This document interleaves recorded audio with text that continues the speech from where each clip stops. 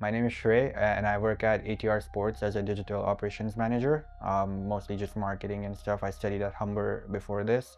I got into watchmaking recently. It was like a hobby that I picked up because I have mechanical watches, and I had my first watch was like a G-Shock. So I wanted, like, I remember removing the casing and stuff because I broke it. I dropped it a lot. It was a G-Shock, you know. So I remember like fixing that, but now I've taken on like more advanced projects. Discover watchmaking, like I said, with the G-Shock. I had that G-Shock where I remember it was given to me by my cousin who's a US Marine, so it was a Marine issued G-Shock. And I would drop it, I was in school, I would drop it from like this higher floors to like test it, I guess, you know, drop test it for fun, for, you know, friends. But that made me like buy parts for the G-Shock. Like I bought parts for the G-Shock, repaired it. That got me like interested in it. Then I obviously like watches, mechanical watches. I like them a lot because of the art and the design that goes behind it and how much just moving parts there are and like how they're composed perfectly to tell time. So that like was very interesting. And then I worked at Geek Squad at Best Buy fixing computers and whatnot, right? So and I have experience with like opening up computers. So I see a watch somewhat like a computer where I can open it up, look at the parts inside, and you know, a little bit more hard to do, or like smaller parts and stuff. You need magnification and whatnot, but fun. Like it's just some new skill I wanted to learn. For example, my favorite watch is the Omega Speedmaster, the Moon watch.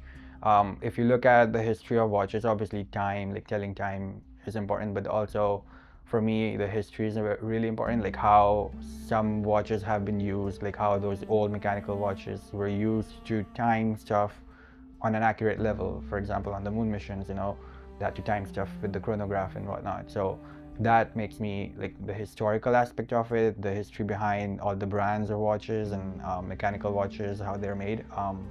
Just overall, I don't know, I just like wearing nice watches, and it made me want to, like, I wanted to do, so for example, Omega Speedmaster is my favorite watch and it's really expensive. I don't know if I want to spend that much money on a watch, so I wanted to make like a watch, for example, this one that I'm wearing right now, that I'm going to be making.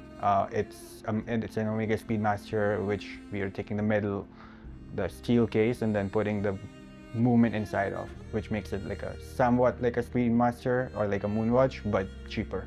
It's a very versatile watch. It doesn't flash, it's not too flashy, it's not you know, boring either. There's like a chronograph on it. Chronographs are cool, like, you know, also the mechanical movement is so unique and so hard to copy that there's no Chinese dupes or like anything that comes close to it. Speedmaster, you cannot do that. But the history that with the space missions, you know, I like space a lot. I like, you know, old like Apollo movies and whatnot. For All Mankind TV show, which is like on the space race. So for me, that history of the Speedmaster with space and with NASA and whatnot, that's very exciting to me. And same with like, there's a model Bulova makes it, I think, which is, it was used by one of the astronauts, I think, on Apollo 13 mission. Stuff like that, super cool. You know, something they've watched was used for like one of the biggest things that mankind has done. That's really cool. I think most of the skills that you need aren't that hard. Like you just have to be really gentle with it, because one mistake and you can break the movement or something. So yes, you need like some skills with, you know, steady hands and attention to detail. So you have to be very accurate with that. So for me, my experience from like fixing computers and laptops and whatnot helped me because it's similar in a way. I kind of see it similar at least. But yeah, I would say like steady hands, knowing how the watch works, what not to do, and then practicing it, because then, you know, obviously you'll try like making a custom watch maybe, and then you'll make a mistake. Learning from that and then just improving. I think that's like the most important thing. It's not that expensive to buy all the tools you need for making custom watches, especially if they're quartz movements. When you move into mechanical movements and whatnot, you need more equipment, but mostly I would say under $100.